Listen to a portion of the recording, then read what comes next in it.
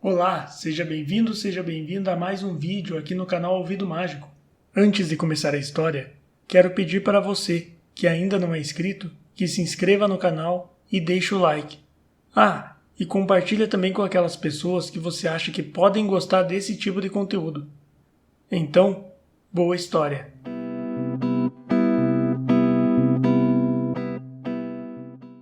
Ah, Não Me Toques, de Arthur de Azevedo.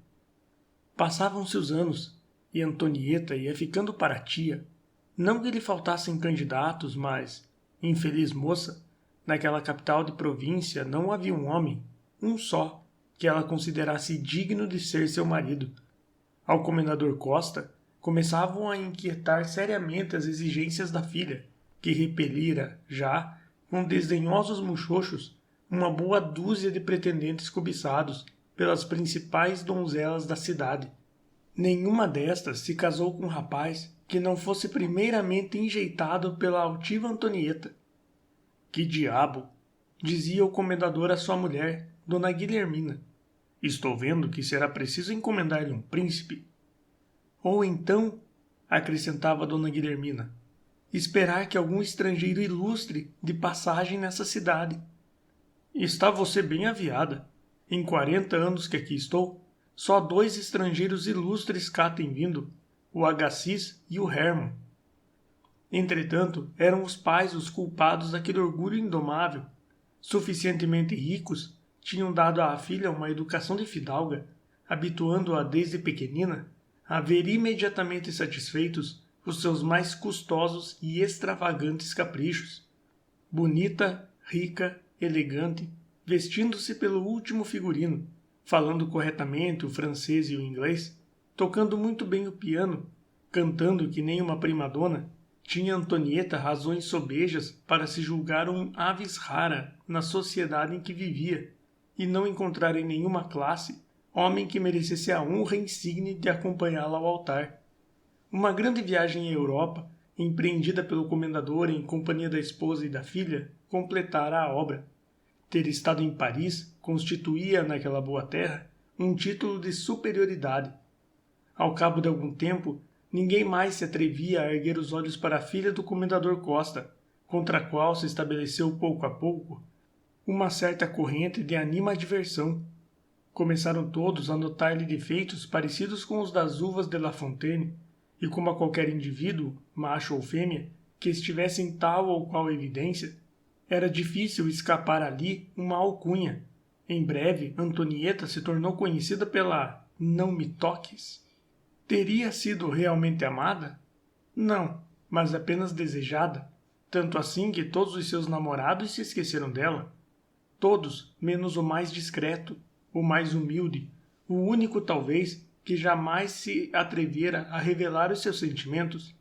Chamava-se José Fernandes e era o primeiro empregado da casa do comendador Costa, onde entrara aos 10 anos de idade, no mesmo dia em que chegara de Portugal. Por esse tempo veio ao mundo Antonieta. Ele vira-a nascer, crescer, instruir-se, fazer-se altiva e bela. Quantas vezes a trouxera ao colo, quantas vezes a acalentara nos braços ou a embalara no berço, e alguns anos depois, era ainda ele quem todas as manhãs a levava e todas as tardes ia buscá-la no colégio. Quando Antonieta chegou aos 15 anos e ele aos 25, seu José, era assim que eles chamavam, notou que a sua afeição por aquela menina se transformava, tomando um caráter estranho e indefinível. Mas calou-se e começou de então por diante a viver do seu sonho e do seu tormento. Mais tarde, todas as vezes que aparecia um novo pretendente à mão da moça, ele assustava-se, tremia, tinha acessos de ciúmes, que lhe causavam febre, mas o pretendente era, como todos os outros, repelido, e ele exultava na solidão e no silêncio do seu platonismo. Materialmente, seu José sacrificara-se pelo seu amor. Era ele, como se costuma dizer, não sei com que propriedade, o tombo da casa comercial do comendador Costa. Entretanto, depois de tantos anos de dedicação e amizade, a sua situação era ainda a de um simples empregado. O patrão, ingrato e egoísta, pagava-lhe em consideração e elogios o que lhe devia em fortuna, Mais de uma vez apareceram a seu José ocasiões de trocar aquele emprego por uma situação mais vantajosa. Ele, porém, não tinha ânimo de deixar a casa onde ao seu lado Antonieta nascera e crescera. Um dia, tudo mudou de repente. Sem dar ouvidos a seu José, que lhe aconselhava o contrário, o comendador Costa empenhou a sua casa numa grande especulação, cujos efeitos foram desastrosos e, para não fechar a porta, viu-se obrigado a fazer uma concordata com os credores. Foi este o primeiro golpe atirado pelo destino contra a altivez da Não-me-toques. A casa ia de novo se levantando e já estava quase livre dos seus compromissos de honra, quando o comendador Costa, adoecendo gravemente, faleceu, deixando a família numa situação embaraçosa.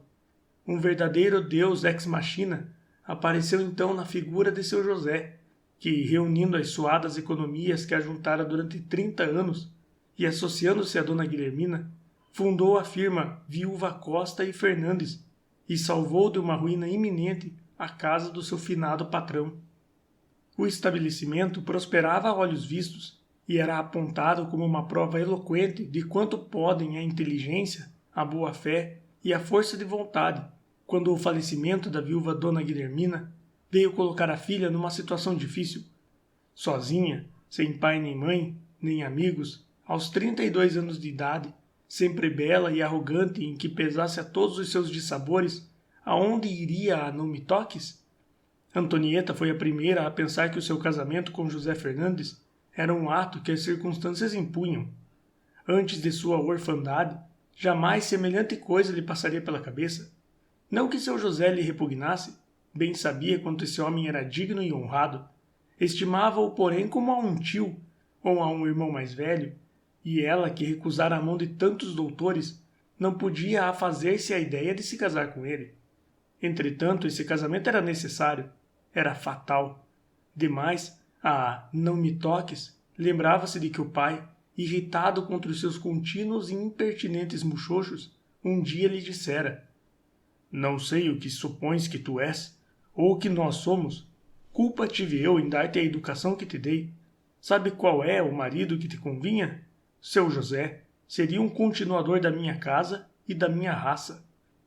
Tratava-se, por conseguinte, de homologar uma sentença paterna. A continuação da casa já estava confiada a seu José. Era preciso confiar-lhe também a continuação da raça. Assim, pois, uma noite ela chamou-o e, com muita gravidade, pesando as palavras, mas friamente, como se tratasse de uma simples operação comercial, lhe deu a entender que desejava ser sua mulher, e ele, que secretamente alimentava a esperança desse desenlace, confessou-lhe trêmulo e com os olhos inundados de pranto que esse tinha sido o sonho de toda a sua vida. Casaram-se. Nunca um marido amou tão apaixonadamente a sua esposa. Seu José levou a Antonieta um coração virgem de outra mulher que não fosse ela. Fora de suas obrigações materiais, amá-la, adorá-la, idolatrá-la, tinha sempre sido e continuava a ser a única preocupação do seu espírito. Entretanto, não era feliz. Sentia que ela não o amava, que se entregara a ele apenas para satisfazer uma conveniência doméstica. Era apática. Sem querer, fazia-lhe sentir a cada instante a superioridade terrível das suas prendas. Ninguém melhor que ele, tendo sido aliás até então o único homem que lhe tocara, se convenceu de quanto era bem aplicada aquela ridícula alcunha de Não-me-toques. O pobre diabo tinha agora saudades do tempo em que a amava em silêncio, sem que ninguém o soubesse, sem que ela própria o suspeitasse. Antonieta aborrecia-se mortalmente naquele casarão onde nascera, e onde ninguém a visitava, porque o seu caráter a incompatibilizara com toda a gente. O marido, avisado e solícito, bem o percebeu. Admitiu um bom sócio na sua casa comercial, que prosperava sempre, e levou Antonieta à Europa, atordoando-a com o bulício das primeiras capitais do velho mundo. De volta, ao cabo de um ano, construiu uma bela casa no bairro mais elegante da cidade, encheu-a de mobílias e adornos trazidos de Paris, e inaugurou-a com um baile, para o qual convidou as famílias mais distintas. Começou então uma nova existência para Antonieta, que, não obstante aproximar-se da medonha casa dos 40, era sempre formosa, com o seu porte de rainha e o seu colo opulento de uma brandura de cisne. As suas salas, profundamente iluminadas, abriam-se quase todas as noites para grandes e pequenas recepções. Eram festas sobre festas. Agora já lhe não chamavam a Não Me Toques. Ela tornara-se acessível, amável, insinuante, com um sorriso sempre novo e espontâneo para cada visita. Fizeram-lhe a corte, e ela, outrora impassível diante dos galanteios, escutava-os agora com prazer. Um galã, mais atrevido que os outros, aproveitou o momento psicológico e conseguiu uma entrevista. Esse primeiro amante foi prontamente substituído. Seguiu-se outro, mais outro, seguiram-se muitos. E quando seu José, desesperado, fez saltar os miolos com uma bala, deixou esta frase, escrita num pedaço de papel. Enquanto foi solteira, achava minha mulher que nenhum homem era digno de ser seu marido. Depois de casada, por conveniência, achou que todos eles eram dignos de ser seus amantes. Mato-me. Correio da Manhã, 12 de outubro de 1902.